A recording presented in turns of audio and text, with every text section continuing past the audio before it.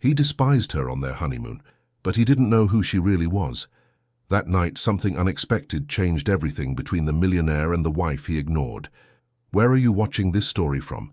Subscribe to the channel and leave a like, because the ending will surprise you in a way you never imagined. The setting sun ignited the adobe rooftops of Santa Fe, painting the sky in flaming hues that reflected off the distant mountains like tears of fire. Standing on the balcony of her studio on the top floor of a converted Victorian building, Imogen Thorne watched the city fall asleep with a strange sense of disconnection. Her fingers, stained with blue and gold paint, gripped the wrought iron railing as if she feared taking flight. At 32, she had become one of the most sought-after portraitists in New York, but success had only amplified the emptiness she carried within. We are all islands separated by oceans of misunderstanding, desperately trying to build bridges that won't collapse with the first storm, she thought, watching the passers-by below, each locked in their invisible bubble. Her phone vibrated. It was a message from Elliot Blackwood, director of the prestigious Lumina Gallery, confirming the exhibition that would mark the 10th anniversary of her career. 10 years painting the souls of others without ever truly exploring her own. 10 years capturing the truth in strangers' faces while wearing a mask that was beginning to crack. The light in her studio bathed the unfinished canvases in an amber glow. Portraits with penetrating gazes seemed to follow her as she moved toward the central easel where her latest work rested, an unfinished self-portrait. Her face, half-painted, emerged from the darkness with an expression she didn't recognize. It was as if someone else held the brush, revealing a woman she had never dared to be. The phone rang again. This time it was news that would change everything. Imogen, it's Lydia. Dad's had an accident. You need to come back to Santa Fe immediately. As she hung up, Imogen felt the world tilt. Her father, Harrison Thorne, with whom she'd exchanged nothing more than distant pleasantries for 12 years. The same man who had burned her first drawings, declaring art was nothing but an escape for weak souls. She had never understood how a man who created beauty with his hands, he was a master glassworker, could despise his daughter for choosing a similar path. The lights of New York continued to twinkle, indifferent to the chaos that had just erupted in her world. Fate had thrown a stone into the calm water of her life, and the ripples would soon overwhelm everything. The rental car wound along the high desert road, revealing intermittent glimpses of the Sangre de Cristo mountains that framed the adobe city ahead. Santa Fe loomed before Imogen like a ghost from the past, wrapped in its armor of earthen buildings and bathed in the distinctive clear light that had drawn artists to New Mexico for generations. The dry, sage-scented air rushed through the half-open window, carrying memories she had thought buried. The hospital stood on the outskirts, a modern structure at odds with the city's ancient Pueblo architecture. Pushing through the automatic doors, Imogen felt her heart race. The antiseptic corridors reminded her of other difficult moments, other farewells. He's in room 307, the nurse indicated with a compassionate smile. He's stable now, but... Imogen didn't hear the rest. Her footsteps echoed on the linoleum as she moved forward, carried by a force that was neither duty nor love, but something in between. An emotion without a name. Harrison Thorne, once imposing and proud, seemed to have shrunk beneath the white sheets. His weathered face, framed by a graying beard, still bore the marks of the accident, a fall in his glass studio. But what struck Imogen were his hands. Those craftsman's hands, covered with small scars and calluses, lay motionless on the blanket. The same hands that had created magnificent stained glass windows and torn up her drawings. You came, he murmured, slowly opening his eyes.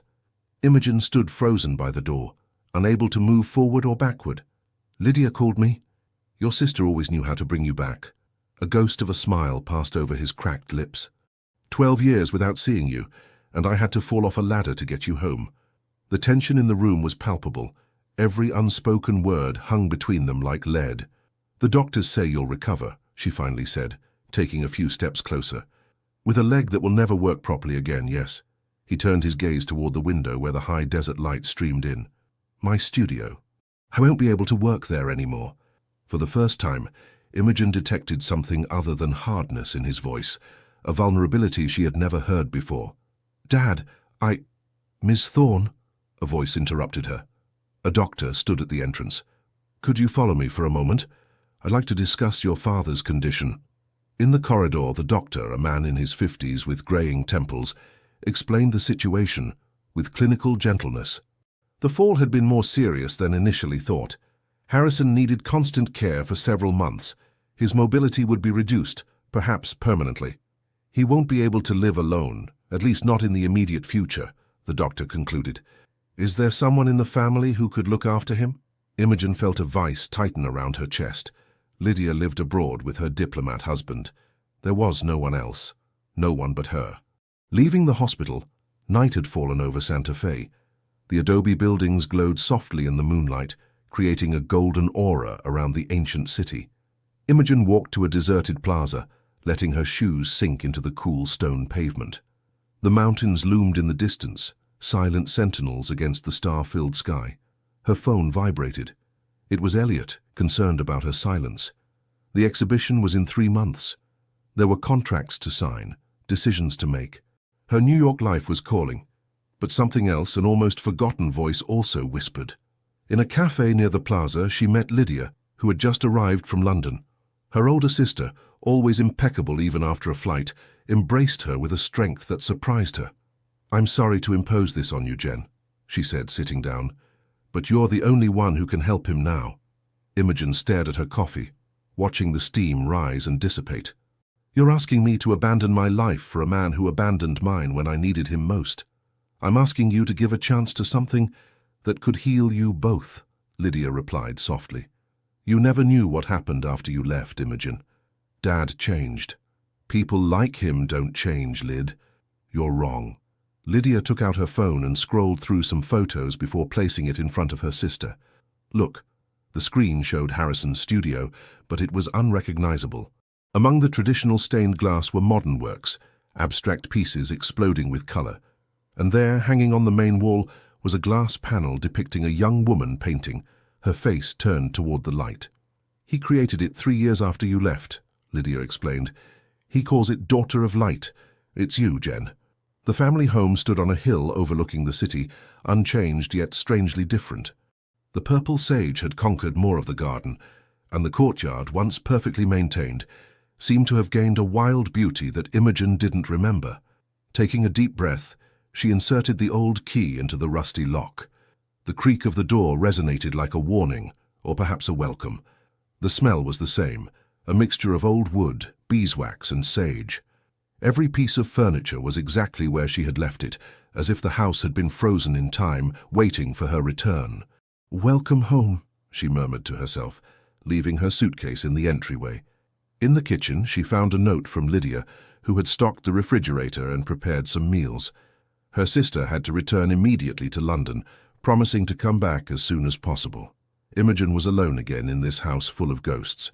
She slowly climbed the wooden staircase that creaked with each step, rediscovering the framed photos on the wall, the visual history of a once united family.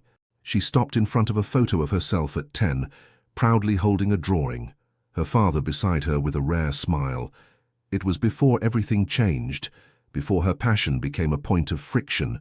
Her teenage bedroom was intact, a museum to her youth.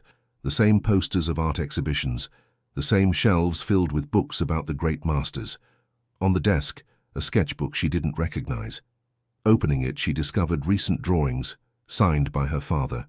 Clumsy studies of drawing techniques, as if he had been trying to teach himself in secret. A dull thud made her start. She rushed to the window and saw light in the studio at the end of the garden. Concerned, she ran down the stairs and hurried to the small adobe building. "Is anyone there?" she called, pushing the door. A man turned around, surprised. Tall, in his 30s, with round glasses and a neat beard. "Sorry, I didn't mean to frighten you," he said, raising his hands. "I'm Caleb Merritt, your father's apprentice. He gave me a key to fetch some tools." Imogen stared at him, suspicious.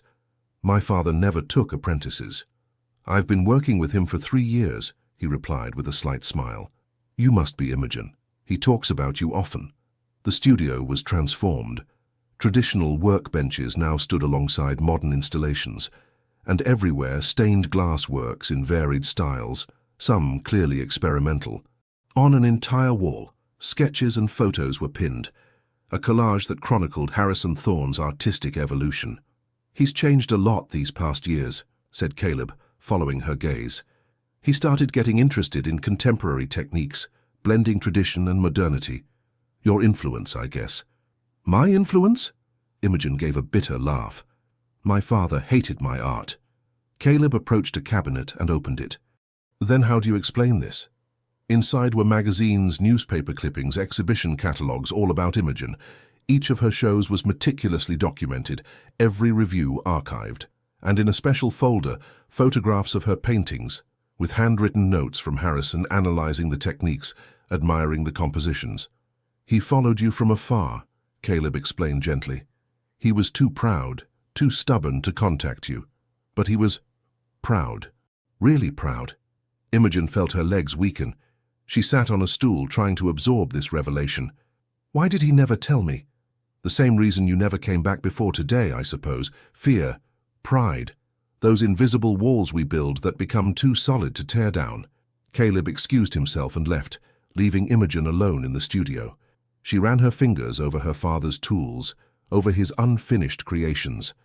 In a corner, covered with a cloth, she discovered the stained glass panel her sister had shown her in the photo. Daughter of Light. In person, it was even more striking, the way light passed through the colored glass, creating a visual symphony that strangely recalled her own painting style.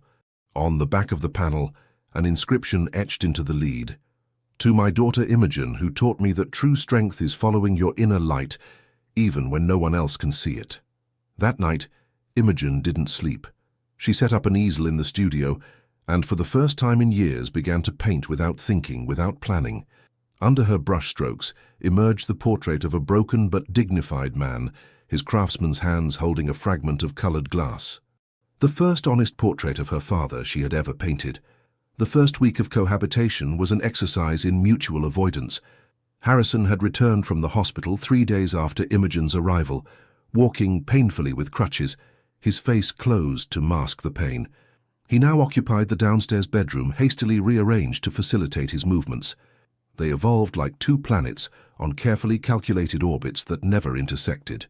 Imogen prepared meals before he woke up, left notes on the refrigerator about his medications, and took refuge in the studio or out in the city during the day. Harrison remained in his room or on the terrace, gazing at the horizon as if seeking an answer in the mountains. It was Caleb who unwittingly broke this status quo during his daily visit. He brought materials and helped Harrison with his rehabilitation, but that day he arrived with something different, an adapted easel designed to allow Harrison to work while seated. "I thought it might help you get back to work gradually," he explained, setting it up in the living room, to Imogen's surprise as she read by the window. "I can't work glass like this," Harrison grumbled, visibly moved despite his gruff tone. "No glass, no," Caleb agreed. "But perhaps something else."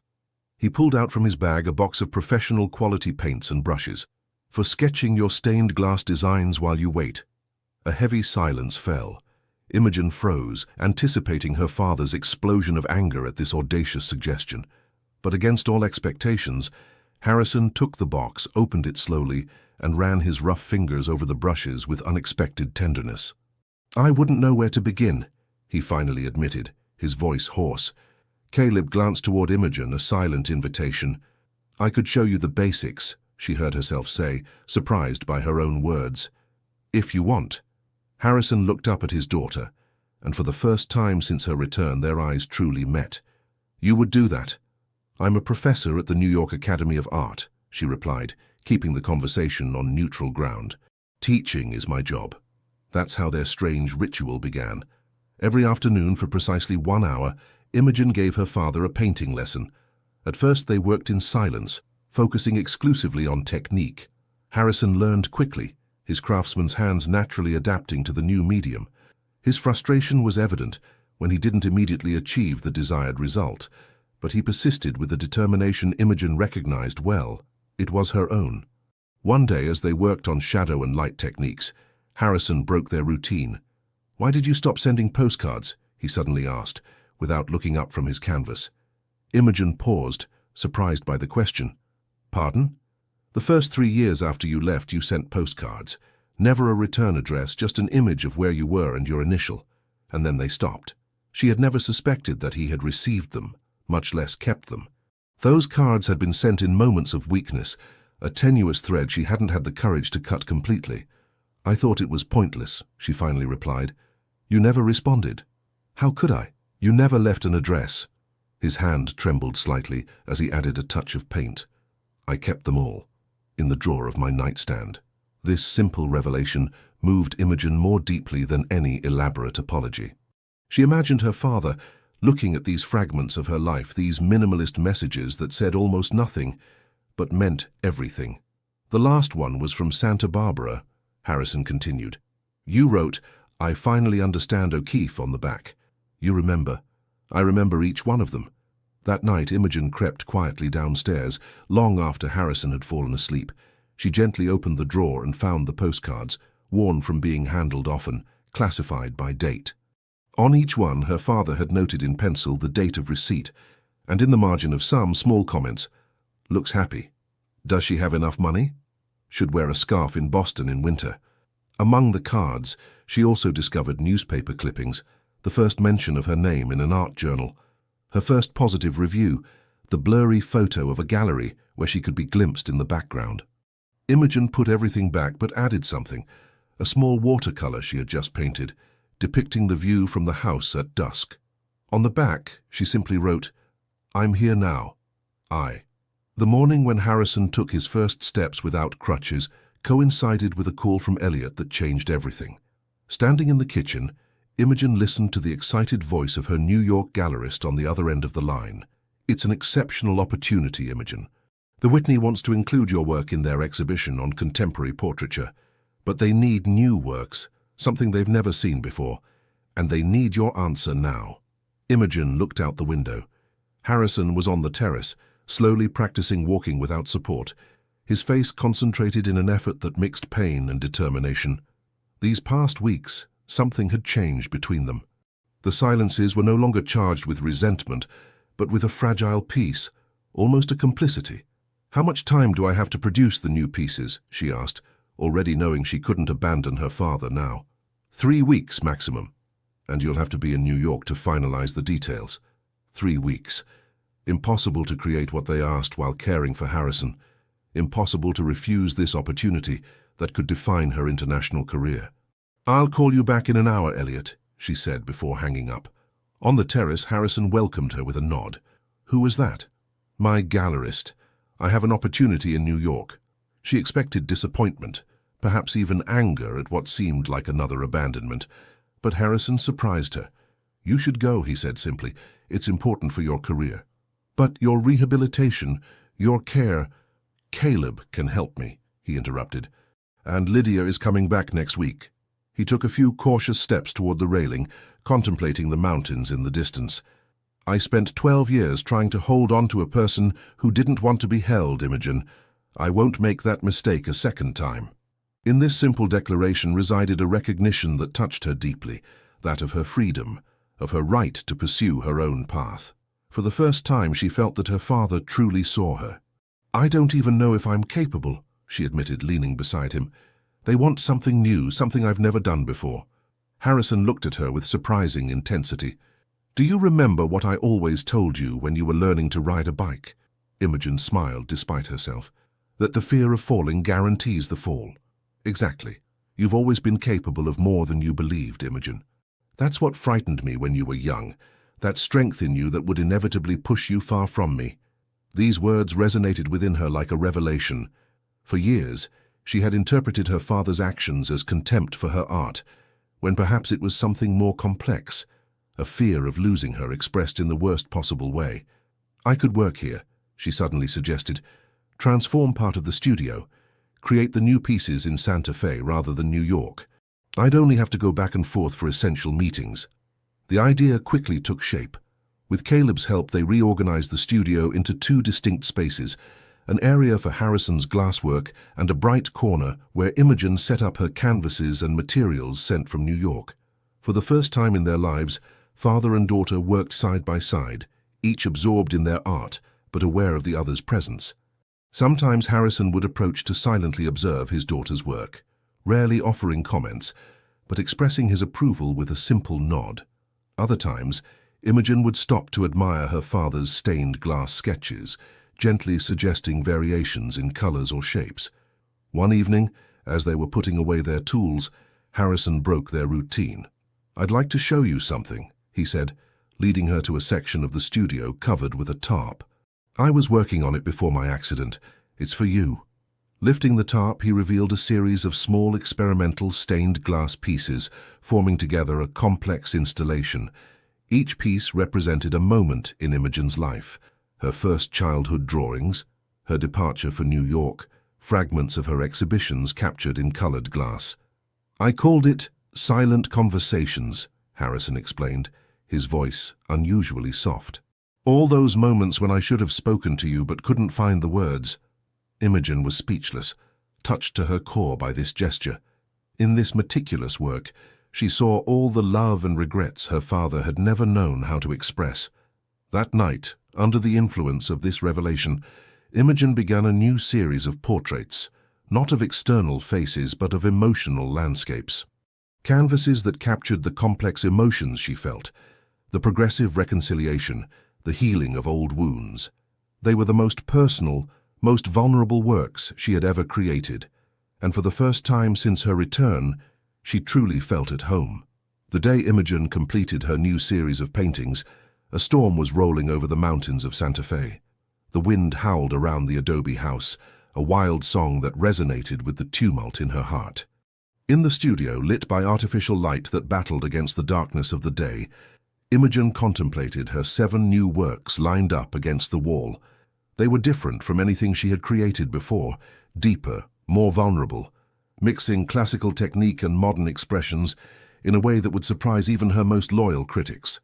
She had titled the series Reconciliations, a term that encompassed both her relationship with her father and her own acceptance of the contradictory parts of her identity.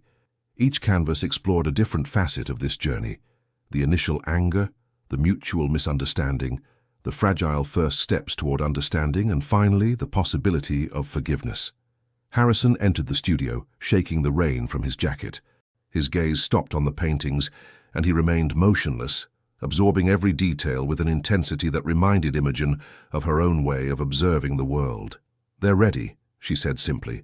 He approached slowly, his limp barely noticeable now. Stopping in front of each canvas, he took his time as if reading a precious book whose every word he didn't want to miss. "You've put your soul into these paintings," he finally said, his voice almost inaudible beneath the rumble of the storm. "They'll love them in New York." Imogen felt a wave of gratitude for this unconditional recognition. "I leave tomorrow for New York. Elliot has arranged a meeting with the Whitney curators." Harrison nodded, his gaze still fixed on the last canvas, the most personal, depicting 2 silhouettes working side by side in a studio bathed in golden light. "When will you return?" he asked, trying to maintain a neutral tone that didn't entirely mask his concern. The question suspended time. Imogen realized she hadn't thought about this part of the equation. Her New York life awaited her apartment, her students, her friends, the gallery, but these past weeks in Santa Fe had reopened a door she thought was forever closed. "I don't know," she admitted honestly. "I have commitments in New York, and now the Whitney—" Imogen's phone vibrated. It was Elliot, confirming the trip details and adding exciting news. The San Francisco Museum of Modern Art was also interested in her work. If all went well, her international career could take a decisive turn. As she read the message, Caleb arrived, soaked by the rain but smiling. These past weeks, his constant presence had created an unexpected dynamic. Imogen had discovered in him not just a talented craftsman, but a man of profound sensitivity, whose quiet observations about art and life resonated with her own vision of the world. "The paintings are finished," Harrison announced to Caleb. "She leaves tomorrow." Caleb looked at Imogen, an indecipherable emotion crossing his face. "Congratulations. It's a great opportunity." "I still need to pack them properly," said Imogen, suddenly uncomfortable under their combined gazes. Caleb stepped forward. "I can help you. I'm used to packing fragile objects." They worked in silence, carefully protecting each canvas. Harrison had retreated to a corner of the studio, working on a small piece of glass, deliberately turning his back as if to give them an intimacy they hadn't asked for. You've transformed these weeks into something precious, Caleb said softly, securing the last painting. Not just for yourself, but for your father, too. I've never seen him so at peace. Imogen felt her throat tighten. He's changed. Or maybe I'm the one who's changed, or both. That's generally how reconciliations work, he smiled. Rarely one-sided. Outside, the storm intensified. Local news reported that roads were blocked by fallen trees, and trains to New York were suspended until further notice. Imogen found herself stranded in Santa Fe for at least one more day. That night, unable to sleep, she went down to the kitchen and found her father also awake, preparing tea in the dim light. "The storm keeping you up too?" he asked, handing her a steaming cup. They sat at the kitchen table, listening to the roar of the wind and the patter of rain on the windows. This simple moment had an almost sacred quality, two people sharing a comfortable silence after years of unspoken words. "I received a letter from Lydia today," Harrison finally said. "She and James are considering moving back to the States next year, to Denver, not too far from here." Imogen smiled at this news. "She mentioned that to me. She says the children need to know their American roots." "And you?" he asked, posing the question that had been floating between them for weeks. "Where are your roots now, Imogen?" She stared at her cup, watching the tea leaves form mysterious patterns. "For a long time, I believed you had to cut your roots to grow. That's Santa Fe, and you represented a past I had to abandon. And now I wonder if you can have roots in multiple places at once." She looked up at him. "If New York and Santa Fe aren't necessarily in conflict." Harrison nodded slowly, absorbing her words. "The studio is big enough for two artists, you know, whenever you want, for as long as you want." This offer, formulated with a simplicity that masked its importance, was perhaps the greatest gift he had ever given her, the freedom to choose without expectation or pressure. The next morning, the storm had calmed, leaving behind a washed and luminous sky. The roads were clear, the trains running again. It was time for Imogen to leave. At the station, Caleb and Harrison had come to see her off. The paintings had been carefully loaded into the baggage compartment. "Call when you arrive, sir," said Harrison, awkward in this goodbye that recalled too many past separations. Imogen impulsively embraced him, feeling his surprise, then his response, his arms closing around her, hesitant at first, then with a firmness that spoke of all the embraces missed over the years. "I'll be back," she promised. "This isn't goodbye." Caleb shook her hand, holding the gesture a little longer than necessary. "Good luck in New York. They'll be dazzled."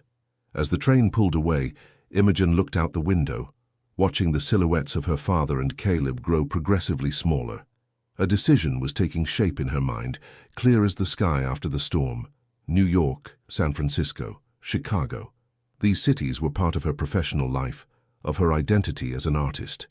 But Santa Fe had reclaimed its place in her heart, no longer as a place to escape from, but as an anchor to visit regularly, a place where her soul could be replenished, and perhaps one day, when the time was right, a place to return to.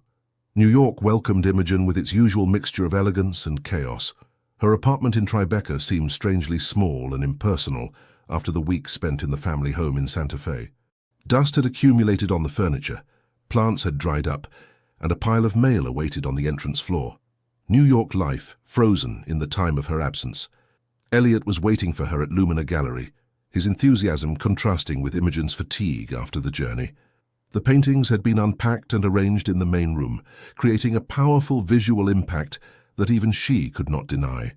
"This is exactly what I was hoping for," declared Elliot, circling the works with the excitement of a child with a new toy. "It's different, Imogen. Deeper, more authentic. The Whitney curators will love it." The meeting was scheduled for the following morning. In the meantime, Elliot had organized a dinner with several influential critics and private collectors, a way to prepare the ground for the upcoming exhibition. "I'm not sure I'm ready for a social evening," Imogen admitted, observing her tired reflection in the gallery window. Elliot waved away her concern. "You're Imogen Thorne. You don't need to be ready. They're here for you, not the other way around." The restaurant was one of those exclusive New York establishments where minimalist design served as a backdrop for a carefully selected clientele. Imogen found herself at the center of a group of art world personalities, mechanically answering questions about her period of creative isolation in the provinces, none of them understanding the true nature of her stay in Santa Fe. Midway through dinner, her phone vibrated. It was a message from Caleb with a photo of her father working in the studio on a new piece. The contrast between this authentic moment and the superficiality of the conversation around her suddenly struck her. "Tell us, Imogen," asked a renowned critic, sipping her wine, "does this new series mark a permanent direction in your work? One senses a vulnerability that you seem to avoid until now." Imogen looked at the woman, then at the other diners who awaited her response. How could she explain that these paintings were born not from a calculated artistic strategy, but from a personal reconciliation she had never thought possible? "I think true art is born when you stop protecting yourself," she finally replied. "These past months have taught me that the walls we build to protect ourselves end up becoming our prisons." A thoughtful silence followed her words, broken by the critic raising her glass. To authenticity, then, the last frontier of contemporary art. Back in her apartment, Imogen couldn't sleep. The city never really slept, its lights and sounds infiltrating through the windows like unwanted guests. She thought of the quiet of Santa Fe, the soothing sound of the wind that lulled her nights. Her phone rang at an unusually late hour. It was Lydia. "Sorry to call so late," said her sister, her voice betraying a certain tension. "I just wanted to warn you before you hear it elsewhere."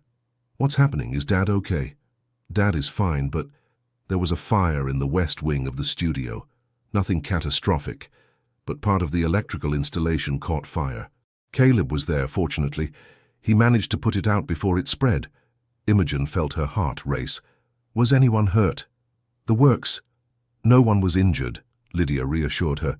"But some of the stained glass was damaged, including—" She hesitated. "Including Daughter of Light, the stained glass panel her father had created for her, that silent declaration of love and regret that had marked the beginning of their reconciliation." "How is he taking it?" asked Imogen, knowing her father's attachment to this particular work. "He's not saying anything, you know him, but Caleb says he's devastated. He spends hours trying to salvage the pieces, as if he could rebuild exactly the same thing." After hanging up, Imogen stood by the window, looking at the New York skyline bathed in the artificial light of the city. The meeting with the Whitney curators was in a few hours, a potentially decisive moment for her career. And yet, she felt strangely detached from this professional stake. Morning arrived with a new clarity. Imogen called Elliot before the sun had fully risen. "I need you to postpone the meeting," she announced without preamble. "What?" "Imogen, that's impossible. They're leaving for Chicago tomorrow." "Then set up a remote meeting by video conference. I need to return to Santa Fe today." Elliot protested vigorously, listing all the reasons why this decision was professional suicide. But for the first time since she had known him, Imogen didn't yield. "It's my decision, Elliot. My family needs me." On the train taking her back to New Mexico, Imogen contemplated the landscape scrolling by, fields and villages succeeding the New York suburbs. Her mind oscillated between concern for her father and a strange serenity about her decision. Perhaps, she thought, priorities became clearer when you were forced to choose. She called Caleb to let him know about her return. "Didn't you have your big meeting today?" he asked, surprised. "Some things are more important," she replied simply. "How is he really?" Caleb sighed. "He's trying not to show it, but that stained glass meant a lot to him. It was his personal masterpiece, I think. A way to communicate what he couldn't say. I'll arrive late afternoon. Don't tell him anything, okay?" Santa Fe finally appeared on the horizon, its adobe buildings golden in the setting sun, seeming to welcome her again. Arriving home, Imogen found her father in the partially burned studio, surrounded by fragments of colored glass scattered across a large table. Harrison looked up, frozen in surprise at seeing her in the doorway. "Imogen, you're meeting in New York?" "Can wait," she completed, setting down her bag. "I thought you might need a hand here." She approached the table, examining the pieces of glass that had once formed such a significant image. Some were blackened by smoke, others broken beyond repair. "We won't be able to restore it exactly as it was," said Harrison, defeat perceptible in his voice. Imogen took a blue fragment, holding it up to the setting sun's light that streamed through the studio windows. "Maybe that's not what we should try to do," she suggested softly. "Maybe these pieces could become something new, something that tells our story differently." Our story. Yes, not just your regret or my anger, but our reconciliation, our present. Harrison considered her words, then slowly nodded. Together then? Together, she confirmed, feeling that a new page was turning in their relationship. That night, they began to sketch a new work that would integrate the recovered fragments into an entirely new creation, a stained glass panel that would represent not separation, but reunion, the broken pieces assembled in a new pattern that celebrated imperfection and resilience. And as they worked side by side, Imogen realized that her decision to return was not a sacrifice but a choice, the first of a series of choices that would redefine her life, not as an or, but as an and. New York and Santa Fe, career and family, past and future. The road wouldn't be simple, but for the first time she saw a possible path. The shrill ring of the phone woke Imogen before dawn. Disoriented, she fumbled in the darkness, barely recognizing the childhood bedroom where she had been sleeping since her hasty return to Santa Fe. Imogen, it's Elliot. Her gallerist's voice was tense, unusual for this normally composed man. We have a problem. The Whitney curators are furious that you missed the meeting. The video conference was a technical disaster, and they've gone back to New York with the impression that you're not taking this opportunity seriously. Imogen sat up in bed, suddenly wide awake. I explained to them about the family emergency. They've heard too many excuses in this business, Elliot cut in. Listen, I can still salvage the situation, but you need to come back to New York immediately. And I have another piece of news, good or bad depending on how you take it. I'm listening. SF MoMA has moved up their visit. They'll be in New York the day after tomorrow and want to see not only your new series, but also works in progress. They're talking about a major retrospective, Imogen. The kind of exhibition that defines a career. Imogen closed her eyes, feeling the weight of this opportunity and the conflict it created. Downstairs, she could already hear her father moving about in the kitchen, preparing coffee as he did every morning now. In the studio, their new joint project awaited, a collaborative creation that meant more to her than any international exhibition. I can't leave right now, Elliot. Not immediately. The silence on the other end of the line was eloquent. You realize what you're risking. I'm just asking for a delay, 3 days. Then I'll return to New York with new works. Something they've never seen. 3 days, repeated Elliot, skeptical. And you think you can create something extraordinary in such a short time? I won't be alone, Imogen replied with a new certainty. Trust me, Elliot. After hanging up, Imogen went down to the kitchen where Harrison was preparing breakfast. The morning routine they had established in these last days had something precious about it. These simple moments of peaceful coexistence she had never known in her childhood. Bad news? He asked, noticing her concerned expression. Professional complications, she replied, sitting at the table. I'll have to go back to New York in 3 days. But before that I have an idea. She explained the situation and the audacious idea that had germinated in her mind during the conversation with Elliot, a series of collaborative works mixing painting and glass, a fusion of their two mediums that would tell their shared story in a completely new way. You want to present our work together? Harrison seemed stunned. Imogen, I'm not a recognized artist like you. My work is craftsmanship, traditional. Your work is extraordinary, she interrupted firmly. And this fusion of our techniques could create something unique, something that speaks of rupture and reconciliation, of tradition and innovation. Harrison considered the idea, his fingers thoughtfully tapping his coffee cup. 3 days, you say? 3 days. A small smile appeared on his face. Then we'd better start immediately. Caleb arrived an hour later, intrigued by Imogen's urgent message. Hearing about the project, his eyes lit up. It's ambitious, he commented, examining the quick sketches Imogen had already produced. But doable. I know a glass fusion technique that could work with Imogen's paintings. The following 3 days were a creative whirlwind, like the studio had never known. They worked almost without interruption, barely sleeping a few hours on makeshift mattresses installed in a corner. Caleb brought his technical expertise, solving the problems of integration between the mediums. Harrison rediscovered an energy he thought lost, experimenting with techniques he had never dared to explore before.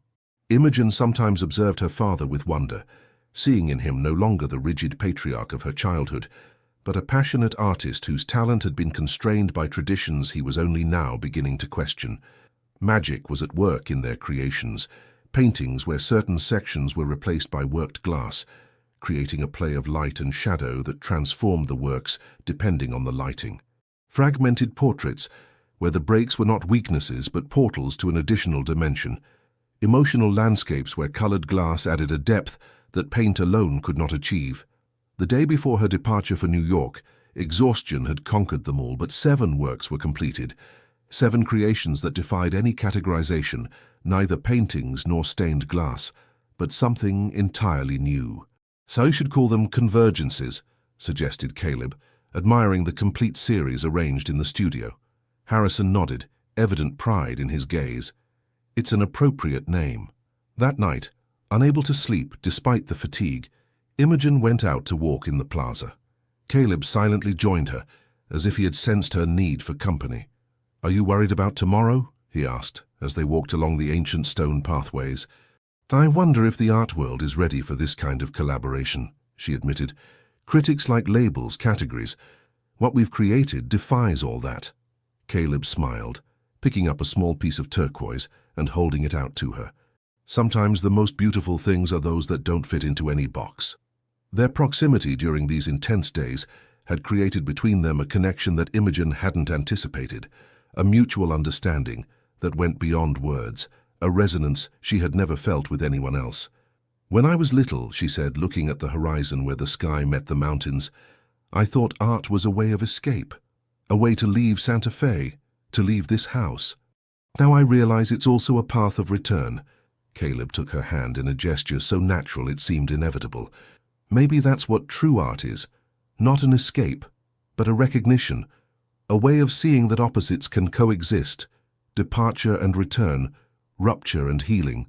They remained like that, hand in hand, looking at the night sky over Santa Fe, while in the studio behind them, the works they had created together captured the moonlight, glimmering like promises.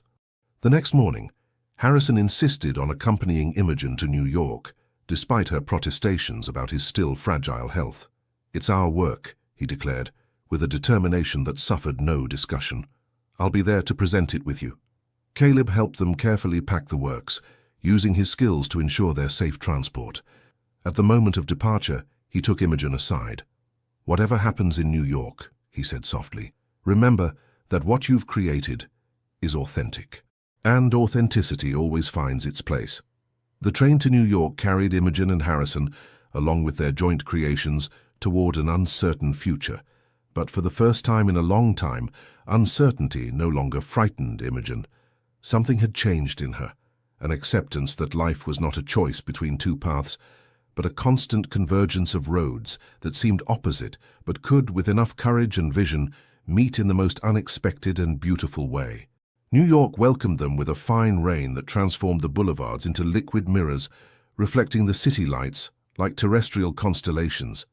In the taxi taking them from the station to Lumina Gallery, Harrison looked out the window with an almost childlike curiosity. He hadn't been to New York in more than 15 years, and the city had changed, just as he had. "So this is where you built your life," he said softly, watching the skyscrapers scroll by. Imogen nodded, suddenly aware of the strangeness of this moment, her father discovering her world, these 2 parts of her life finally meeting. Elliot was waiting for them in front of the gallery, the visible concern on his face transforming into surprise when he saw Harrison get out of the taxi. "I didn't know we'd have company," he said, politely shaking the old man's hand. "My father is my collaborator on this project," Imogen explained with an assurance that left no room for objection. "The works we're presenting today are a joint creation." Elliot's gaze moved from Imogen to Harrison, then to the crates that assistants were carefully unloading. "A collaboration. You never mentioned this to me." "It was unexpected," she admitted, "but it's what I wanted to show you. Something truly new." The gallery had been prepared for the arrival of the SF MoMA curators, walls freshly painted in immaculate white, lighting carefully adjusted, elegant refreshments arranged on a discreet table. Everything breathed the polished professionalism of the international art world. While the assistants carefully unpacked the works, Elliot took Imogen aside. I understand that this collaboration with your father is important to you personally, he said in a low voice, but the curators are expecting Imogen Thorne, the renowned portraitist, not a family experiment. Imogen felt a prick of irritation. Elliot, trust me. Once you see the works— It's not me you need to convince, he interrupted. It's Victoria Hawthorne and her delegation, and they arrive in an hour. The first work was taken out of its packaging and placed against the wall. Even under the harsh gallery light, without special installation, the effect was striking.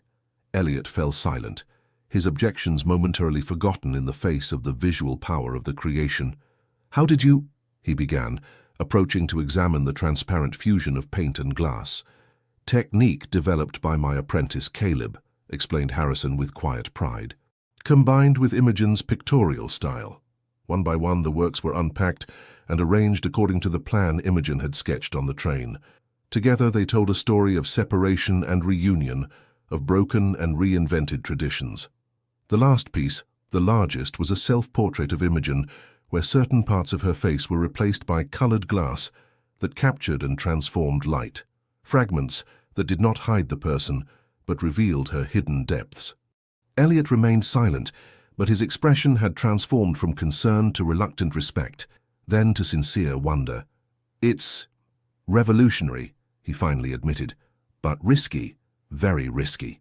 The arrival of the SF MoMA delegation was announced by a nervous assistant.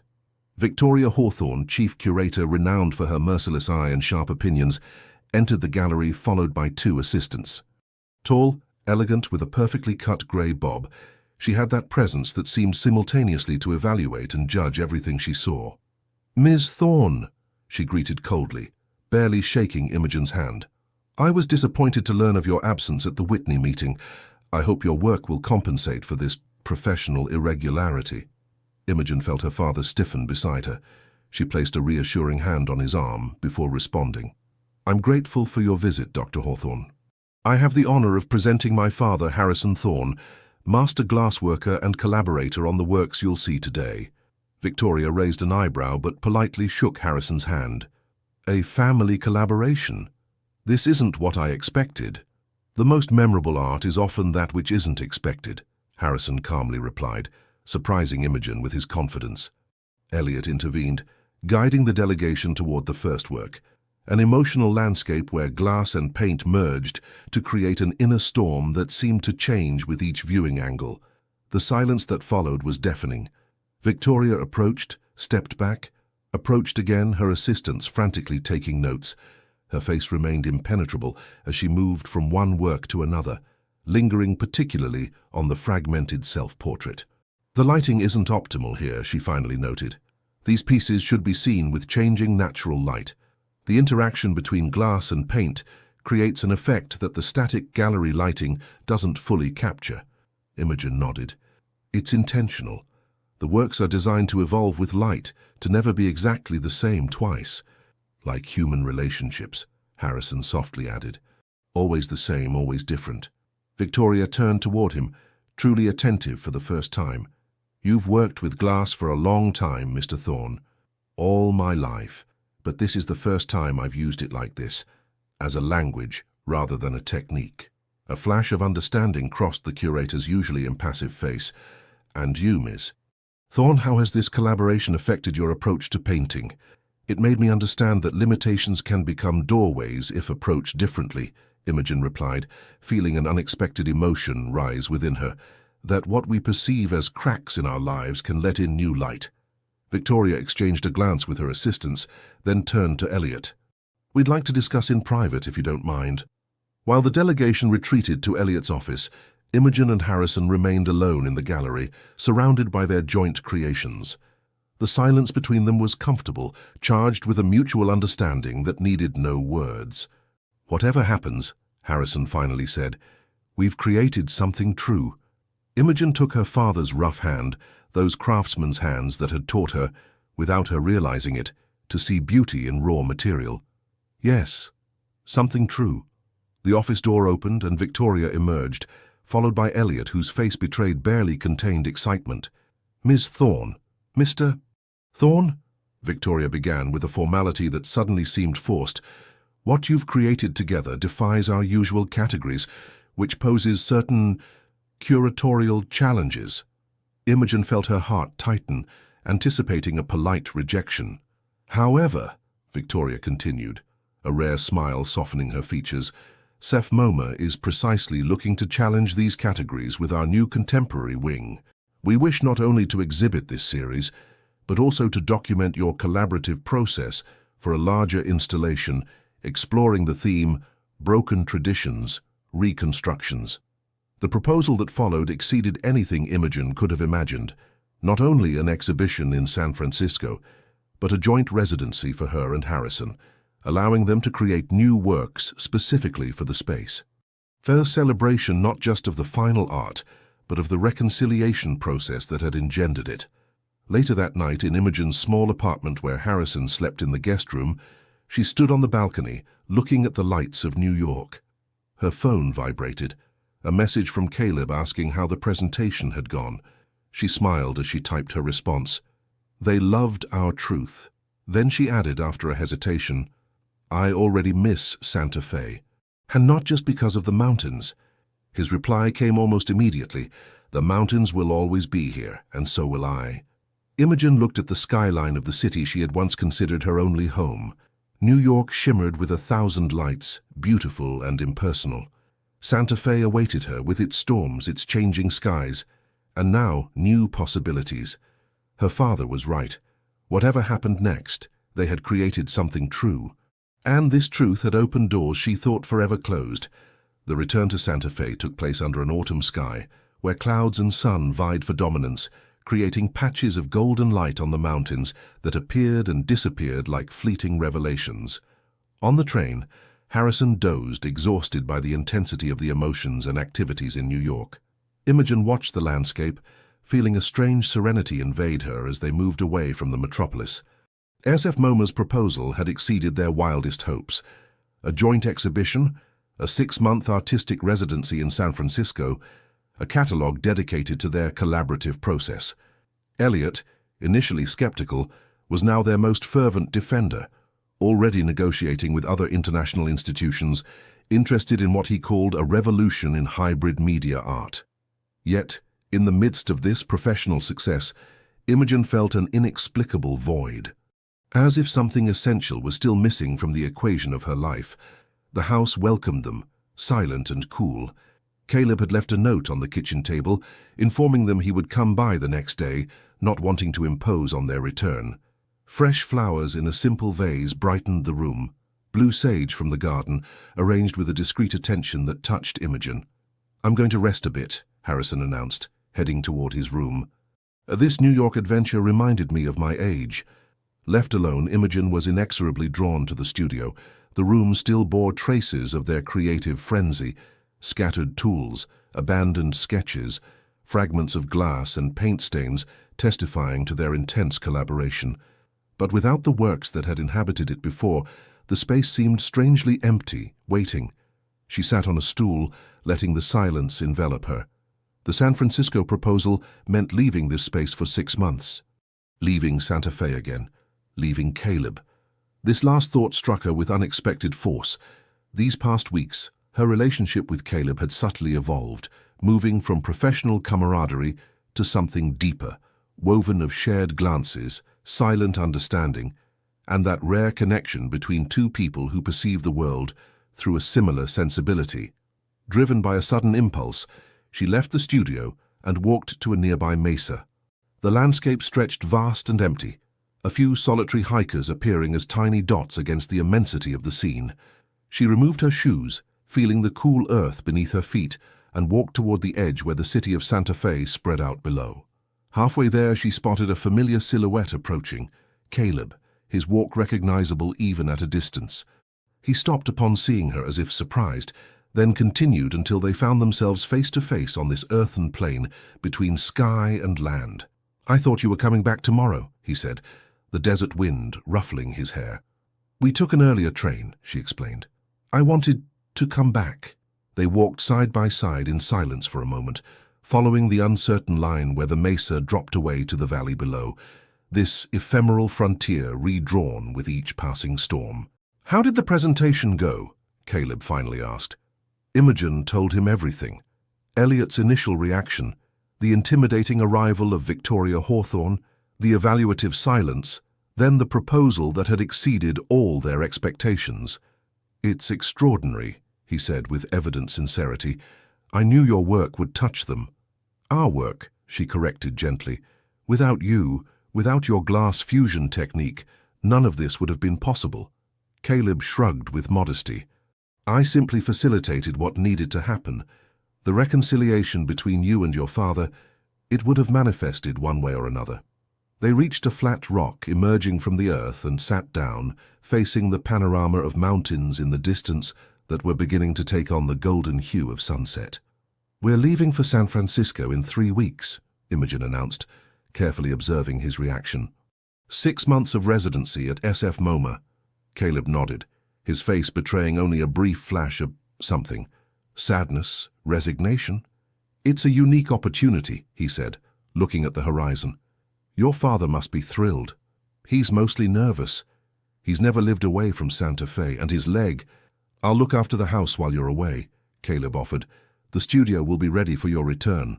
The word return floated between them, charged with unasked questions. Imogen felt a knot form in her throat. "Caleb, The sun is setting," he gently interrupted. "We should head back."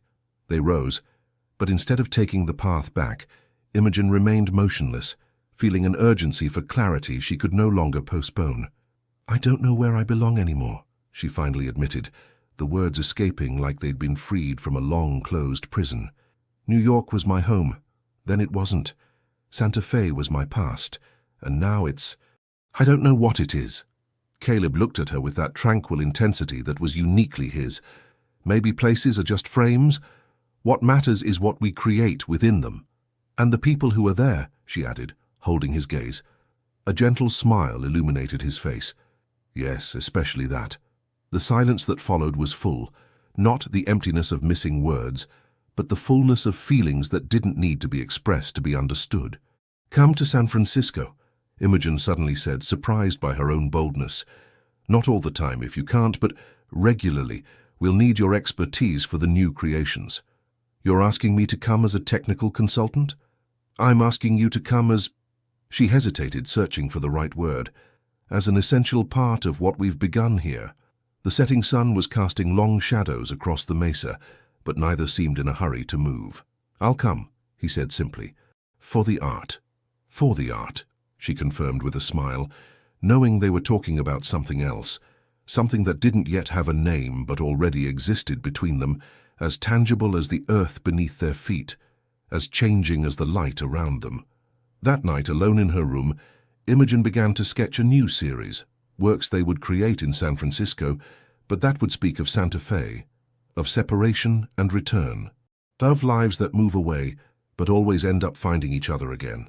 On her phone, a message from Elliot announced that the Whitney had reversed its position and also wished to present their work.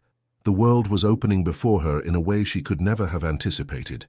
Yet what kept her awake was not professional excitement, but this new sensation, the feeling that leaving no longer meant abandoning, that distances could be bridges rather than barriers, and that some connections, once established, transcend geography. Low tide had revealed a new landscape, and the rising tide would not erase what she had discovered there. San Francisco welcomed the Thorns with a light fog that shrouded the Golden Gate Bridge and gave the city a dreamlike quality. The apartment SF MoMA had provided for them was in North Beach, in a renovated Victorian house, whose windows overlooked the bay and Alcatraz Island in the distance. Harrison adapted to San Francisco life with an ease that surprised Imogen. He, who had hardly ever left New Mexico, now delighted in the city's museums, the Japanese tea garden, and afternoons spent at the De Young, where he analyzed contemporary works for hours with insatiable curiosity. "I'm catching up on all those years when I closed myself off to traditions," he explained one evening, as they dined on the small balcony, protected from the cool breeze by a heat lamp. "I spent so much time defending boundaries that only existed in my head." The studio that the museum had set up for them in a converted warehouse in the Mission District was an impressive space. High ceilings, abundant natural light, state-of-the-art equipment for glasswork. Each morning they went there together, working side by side on the new pieces that would form the heart of the Broken Traditions Reconstructions exhibition.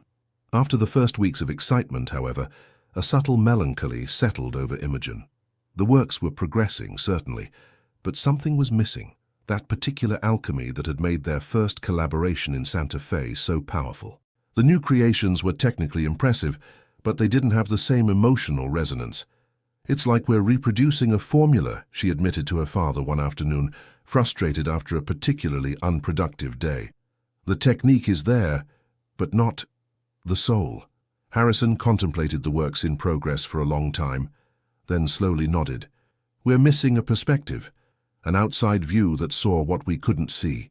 They both knew who he was talking about.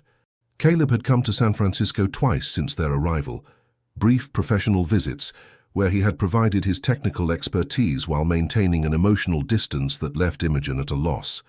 Their conversations, once fluid and deep, had become polite and superficial. That evening, unable to sleep, Imogen went out onto the small balcony of her room. The fog had lifted, revealing an unusually clear San Francisco sky, where a few stars managed to pierce the city's light pollution. She took her phone and after a hesitation called Caleb. Despite the late hour, he answered almost immediately. "Imogen, is everything okay?" His voice, even distorted by distance, brought her unexpected comfort. "No," she replied honestly. "Our work, it's not working like before. Something's missing and I think it's you." The silence that followed seemed to contain all the space between San Francisco and Santa Fe. "Are you calling me for technical advice?" he finally asked, an undecipherable nuance in his voice. "I'm calling because you're part of this story, our story. The works we created together in Santa Fe weren't just the fruit of my collaboration with my father. You are an essential element of that alchemy." Another silence then. "What exactly are you asking me, Imogen?" She took a deep breath. "I'm asking you to come, not for a visit, not as a consultant. To come work with us, live with us for the 4 months we have left here. To be a true collaborator, credited as such in the exhibition. And your father? He agrees. He's the one who suggested the idea," she revealed. Even if he didn't formulate it as directly, she heard Caleb sigh, a sound that contained both hesitation and resignation. "The house, the studio. Lydia and James have returned to the States earlier than planned. They'll stay in Santa Fe for a few months and look after everything. I need to think about it, Imogen. It's not a decision to make at... What time is it? 3 in the morning? She smiled despite herself. "All right, think about it. But know that we need you. The work needs you." She hesitated, then added softly, "I need you." A week later, Caleb arrived at San Francisco International Airport with 2 suitcases and a crate of specialized tools. Imogen was waiting for him at the arrivals terminal, her heart beating with an anticipation she didn't even try to deny anymore. When he emerged from the automatic doors, their eyes met across the crowd, and something passed between them, a silent recognition of all that had remained unsaid. "Welcome to San Francisco," she said simply when he reached her. "Thank you for calling me," he replied, with a smile that instantly erased the distance of the past months. Caleb's integration into their San Francisco routine was so natural, it seemed he had always been there. The Mission District studio came alive with new energy. The stagnating works suddenly took on life under the influence of this 3-way dynamic, Harrison bringing his traditional mastery of glass, Imogen her pictorial vision, and Caleb this unique ability to merge techniques, to see possibilities that neither of the others would have imagined alone. Victoria Hawthorne, who regularly visited the studio to follow their progress, immediately noticed the change. "There's a new dimension to your work," she commented, examining a particularly successful piece, an emotional landscape where glass and paint merged so perfectly. It became impossible to determine where one began and the other ended. "An additional depth." Imogen exchanged a glance with Caleb, who was discreetly working in a corner of the studio. "We've completed our team," she explained. Victoria followed her gaze, then nodded with understanding. "I see the catalogue will need to be modified to include this new collaborator." "It's essential," Harrison confirmed. "This work is the fruit of 3 sensibilities, not 2. The days flowed by in a creative harmony that reminded Imogen of their most intense moments in Santa Fe, but with a new maturity. The evenings in the North Beach apartment took on an unexpected familial rhythm. Harrison preparing New Mexican dishes adapted to Californian ingredients, Caleb sharing his discoveries in the specialized bookstores of San Francisco, Imogen sketching new ideas as they discussed art and philosophy late into the night. One sunny Sunday, while Harrison had retired early to rest, Imogen and Caleb found themselves alone on the terrace. Through the gaps in the fog, the Golden Gate Bridge created an iconic silhouette against the setting sun, like a portal to another world. "It's strange," said Caleb, contemplating this spectacle, "to be so far from Santa Fe, and yet sometimes feel it so close." Imogen smiled, understanding exactly what he meant. "Santa Fe has followed us here in a way, in our work, in our way of seeing light, in our way of being together," Caleb softly added, turning his gaze toward her. The moment suspended between them contained all the conversations they hadn't had, all the possibilities they hadn't explored. Imogen felt her heart quicken, aware that they stood at the edge of an emotional precipice. "Caleb, You don't have to say anything," he gently interrupted. "I understand the complexity of the situation. Your career, your father, your obligations in New York." "No," she said firmly. "You don't understand." She moved closer to him, eliminating the physical distance between them.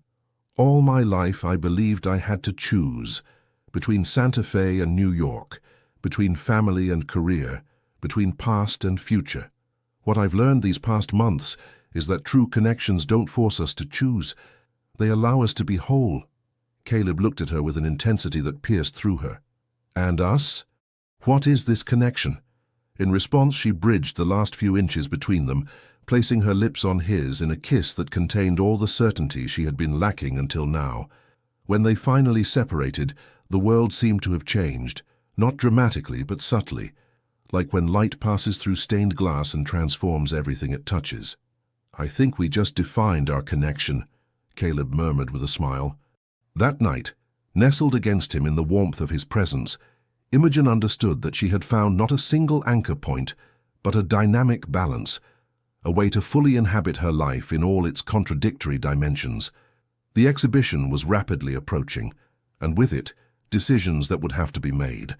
But for the first time, these choices no longer seemed like insoluble dilemmas, but possibilities to explore, together. The day of the opening of the Broken Traditions Reconstructions exhibition at SF MoMA arrived with a palpable anticipation that seemed to electrify the San Francisco air. The new contemporary wing of the museum, with its clean lines and vast spaces bathed in natural light, had been transformed to welcome the 23 works that Imogen, Harrison, and Caleb had created together over these 6 months. Victoria Hawthorne had orchestrated the installation with remarkable sensitivity, intuitively understanding how each piece should dialogue with the space and light. She had also insisted that the creative process be documented and presented, from preliminary sketches to necessary failures, through the moments of discovery that had led to the final works. In the North Beach apartment on the morning of the opening, a joyful nervousness reigned. Harrison, unusually well-groomed in a navy blue suit he had bought specially for the occasion, was trying to knot his tie with clumsy fingers. "Let me help you," Imogen offered, adjusting the knot with a tenderness that reflected their transformed relationship. "Who would have thought," Harrison murmured, "that one day we'd both be in San Francisco exhibiting together at SF MoMA?" Imogen smiled, recognizing the journey taken since that first tense conversation in the Santa Fe hospital room.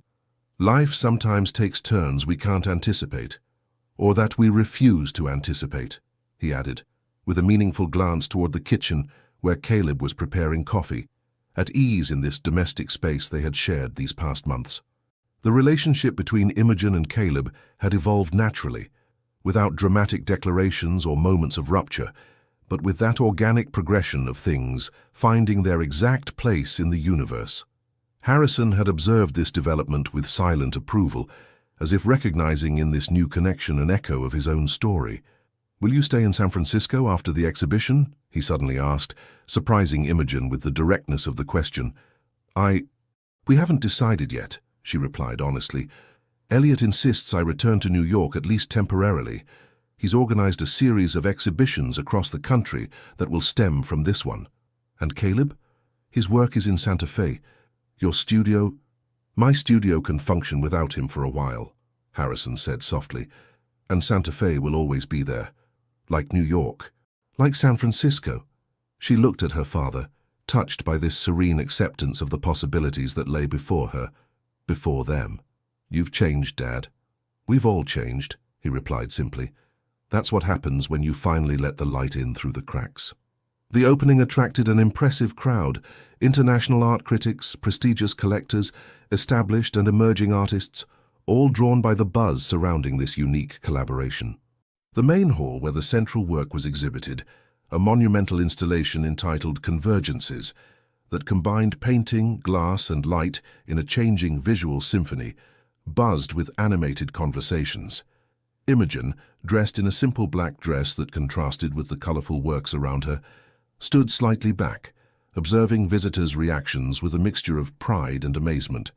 These creations, born of pain and reconciliation, touched strangers in ways she could never have predicted. Ms. Thorne, a man in his 60s with a strong Midwestern accent, approached her. I'm Richard Cooper, director of the Art Institute of Chicago. We missed each other in New York a few months ago. She recognized the name, the man whose disappointment had nearly compromised her international career before it even began. Mr. Cooper, it's a pleasure to finally meet you. The pleasure is mine, he replied with evident sincerity. I must offer my apologies for our initial misunderstanding. Victoria was right. Your work, or should I say your collective work, transcends conventional categories in a way that, well, that changes the conversation about contemporary art.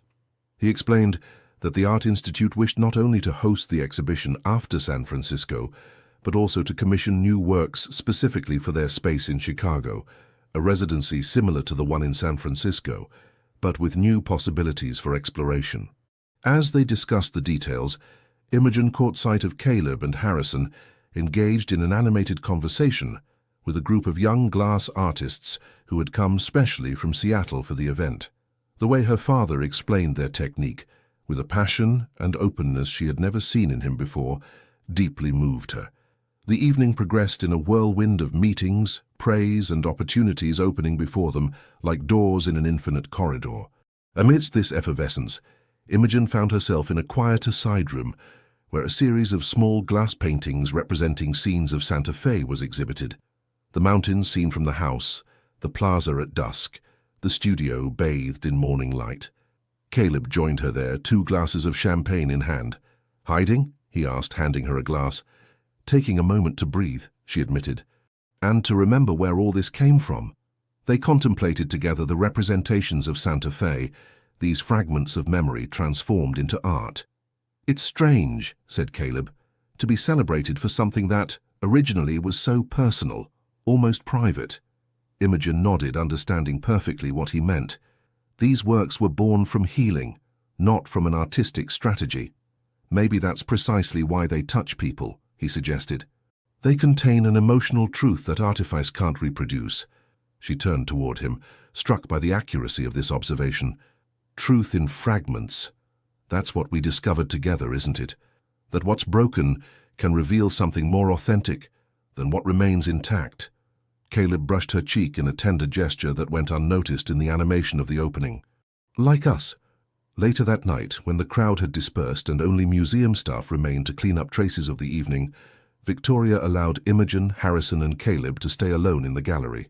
In the silence and semi-darkness, their creations seemed animated with their own life, capturing the reflections of security lights to create changing patterns on the white walls.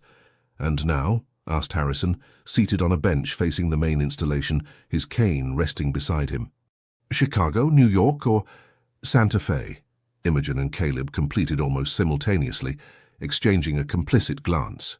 We'll go to Chicago, Imogen explained, sitting beside her father. We'll create new works for the Art Institute. But then we'll go home, Caleb concluded, his hand naturally finding Imogen's. Harrison smiled, an expression of deep peace illuminating his aging face. Home. Yes, that's what Santa Fe has become again, hasn't it?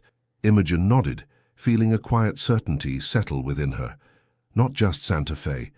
Home is where we create together, where we heal together. In the space between the three of them floated a simple yet profound truth, that the most significant art, like the most precious connections, often arose from reassembled fragments, from reinvented traditions, from paths that intersected against all expectations.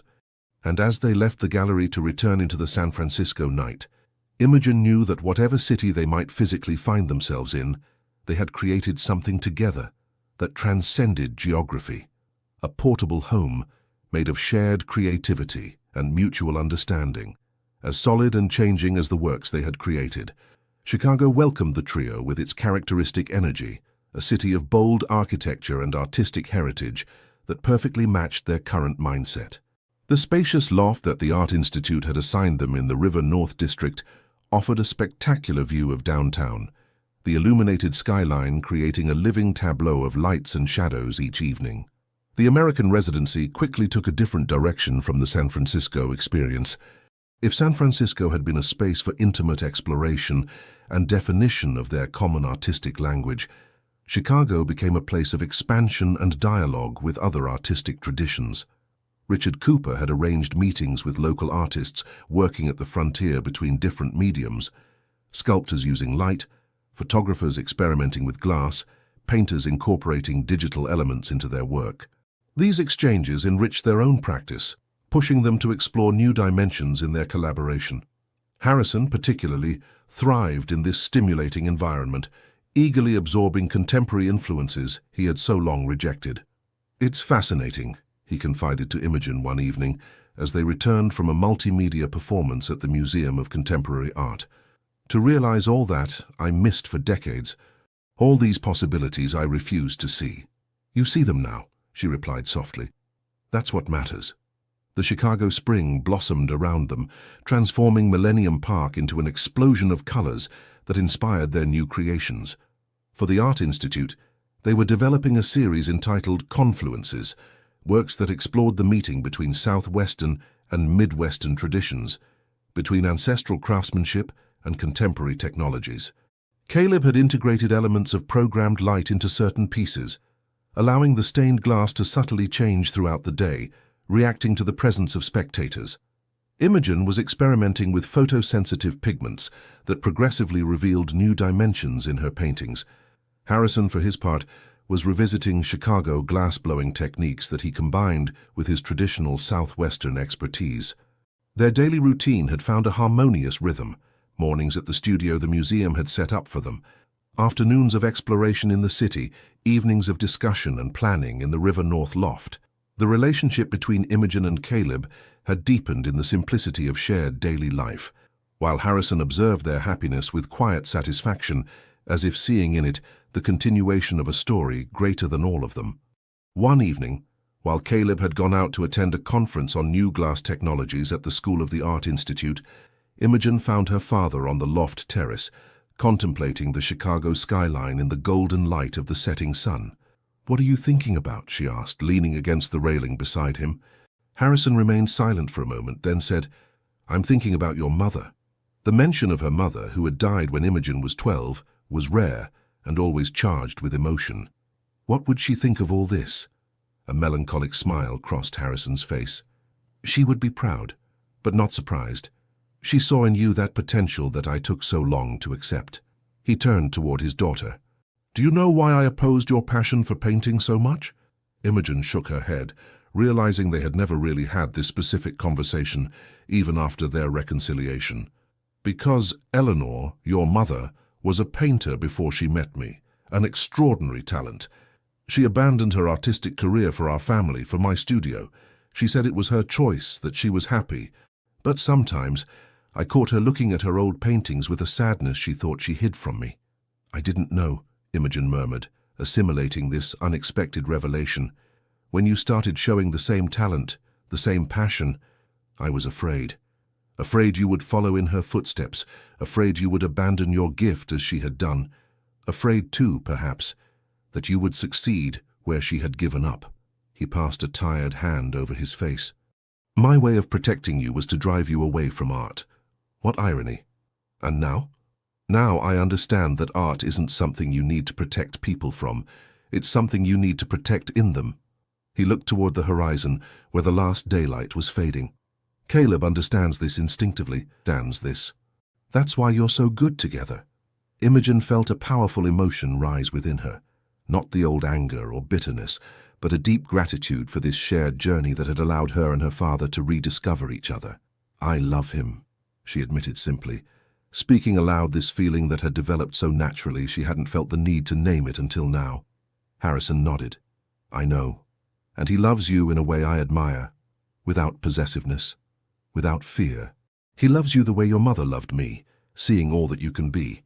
This conversation marked a subtle turning point in their family dynamic. In the following weeks, as the Art Institute exhibition approached, Imogen noticed that her father was progressively stepping back from their collaboration, encouraging Caleb to take more responsibility, deliberately creating a space for their creative and personal partnership to fully flourish. One morning, Harrison surprised them with an unexpected announcement during breakfast. I've decided to return to Santa Fe early, he declared, stirring his coffee. Lydia called yesterday. The studio expansion work is finished, and I'd like to supervise the installation of the new equipment before you return. But the exhibition, Imogen protested. The opening is in 3 weeks. My work here is essentially finished, he replied with a serene smile. The pieces are ready. And frankly, I'm starting to feel homesick. I miss the mountains. Caleb and Imogen exchanged a glance, understanding what wasn't being said, that Harrison was offering them space, a moment to themselves before their return to New Mexico.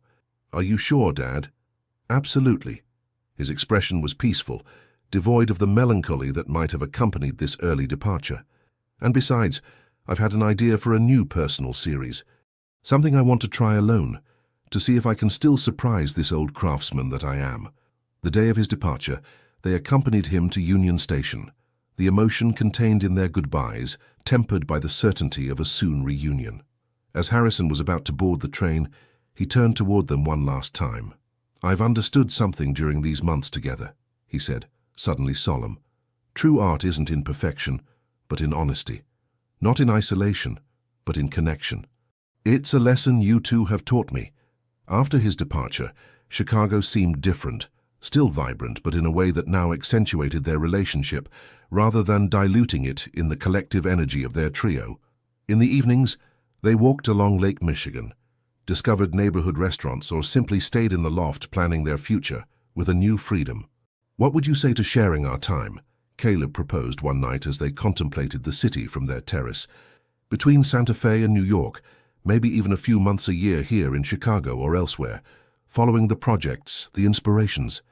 Imogen smiled, recognizing in this suggestion the echo of her own evolution, this understanding that places weren't mutually exclusive choices, but complementary facets of a fully lived life. A mobile home, she said, nestling against him, defined by what we create together rather than by particular walls. Exactly, with Santa Fe as an anchor, but not as a limit. The exhibition at the Art Institute was a resounding success. Critics hailed the evolution of their work, noting how the Chicago influences had enriched their visual language without compromising its southwestern essence. Collectors vied for pieces that would be available after the traveling exhibition. Institutions across the world expressed interest in hosting not only the exhibition, but also similar residencies. The evening of the opening, in the sumptuous space of the museum where Chicago's artistic elite crowded around their creations, Imogen felt a strange sense of detachment, as if the external success, though gratifying, was only a pale reflection of the true achievement, this confluence of lives, arts, and loves that had transformed their existence. Caleb joined her near a window that offered a view of the illuminated sculpture garden. It seems like the world is at our feet, he said, with a slightly ironic smile. Where do you want to go next? Imogen looked at the elegant crowd, the works that had sprung from their collaboration, then this man who had become her partner in every sense of the term. Home, she replied simply. It's time to return to Santa Fe, to see what my father has prepared, to feel the mountain air again. Caleb nodded, understanding perfectly. And then? Then we'll continue to create, together, there, here, wherever life takes us. They raised their glasses to the Chicago skyline, making a silent toast to this truth they had discovered, that the most significant confluences weren't just those of artistic traditions or mediums, but those of hearts finding their common rhythm while preserving their unique melody.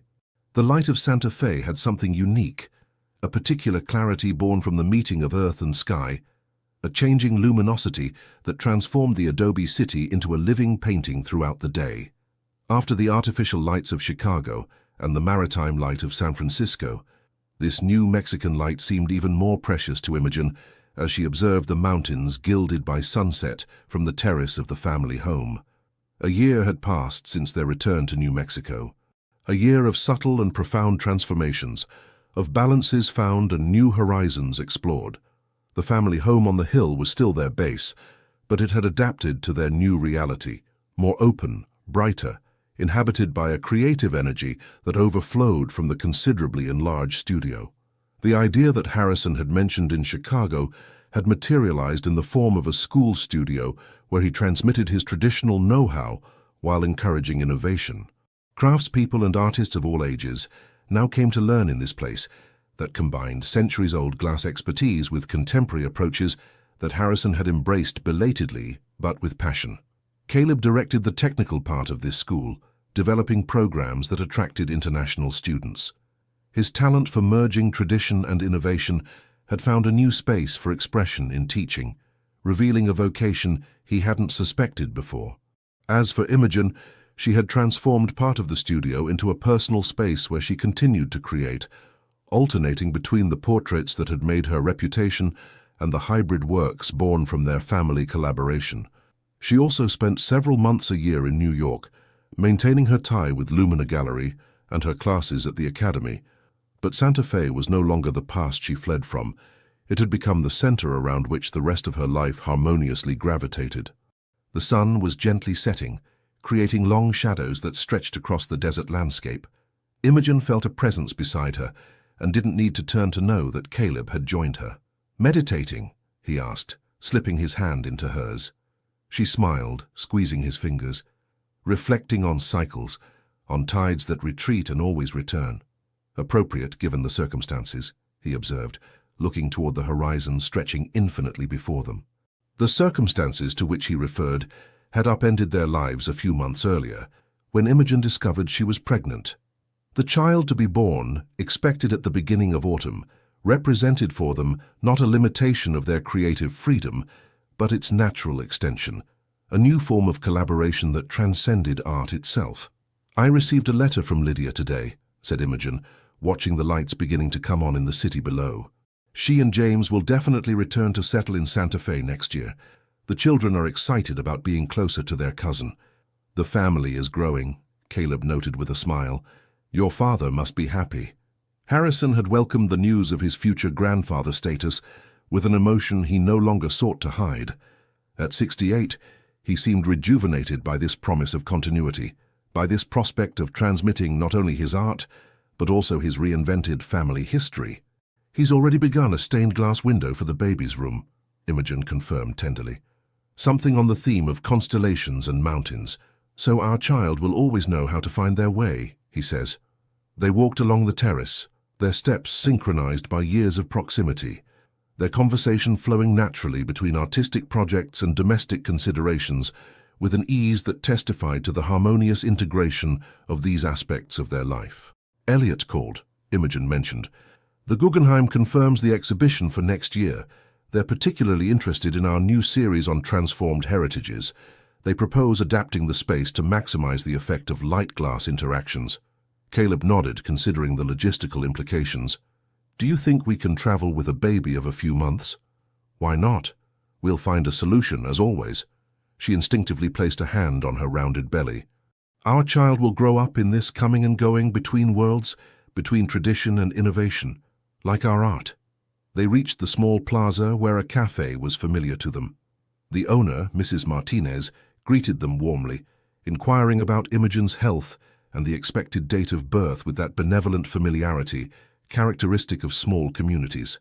"Have you chosen a name?" she asked, serving their usual order, a coffee for Caleb, a mint tea for Imogen. They exchanged a complicit glance. "We're still hesitating," Caleb replied. "Maybe Eleanor for a girl. And for a boy, perhaps Micah," Imogen completed, "like Caleb's grandfather." These choices weren't random. They intertwined the threads between past and future, honoring those who had preceded them while creating a new legacy. Their return home led them through the studio, where Harrison was working with 2 students on a complex glass-blowing technique. He greeted them with a gesture, his attention divided between their presence and the delicacy of the ongoing work. Later that evening, during dinner on the terrace with a view of the mountains, Harrison raised his glass for a toast.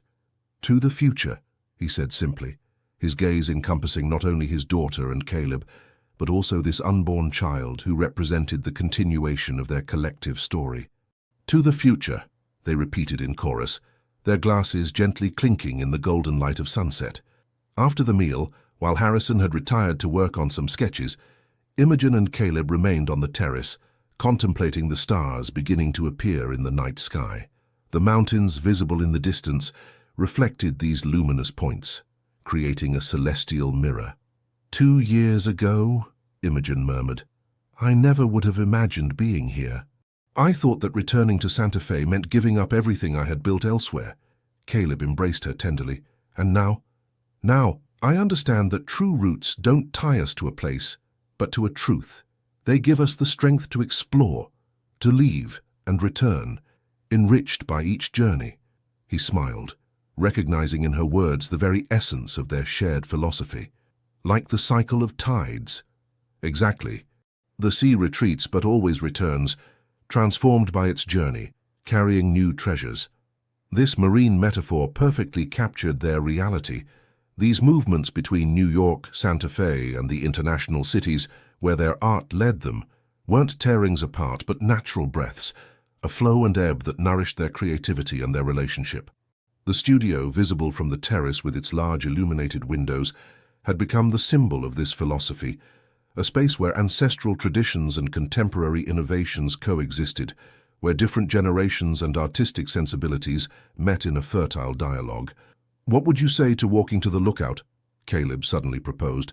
"The moon should be full tonight." Hand in hand, they took the path that led to the scenic point, their way illuminated by the full moon. The mountains extended majestically before them, peaceful after eons of existence. "That's why I love this place so much," said Imogen, breathing deeply the evening air. "Everything here is in constant movement, and yet there's a reassuring permanence in these cycles."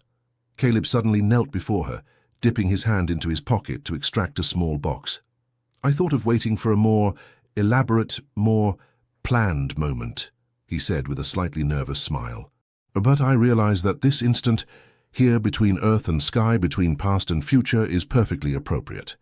He opened the box, revealing a simple but elegant ring, adorned with a fragment of blue glass worked in a way that recalled their first artistic collaborations. "The glass comes from the original Daughter of Light panel," he explained softly, "a fragment your father gave me, so that our union is also a reconciliation, a new beginning born from what seemed broken." Imogen felt emotion overwhelm her, touched by the profound symbolism of this gesture. "It's perfect," she murmured, as he slipped the ring onto her finger. Their kiss under the stars, with the mountains as silent witnesses, sealed not a new chapter, but the natural continuation of this story they were writing together, a story of reinvented traditions, of crossed distances, and of fragments gathered into a mosaic more beautiful than what had been broken.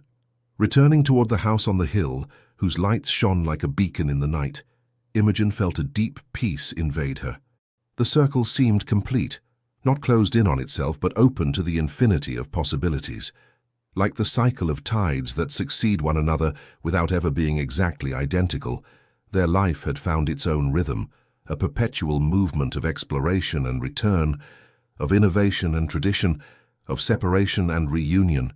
And at the center of this movement stood their shared truth, that love, like true art, does not reside in immutable perfection, but in the courage to break what must be broken and the wisdom to rebuild with the fragments, thus creating something brighter, more authentic, that captures and transforms light in a way that only broken and reassembled glass can accomplish.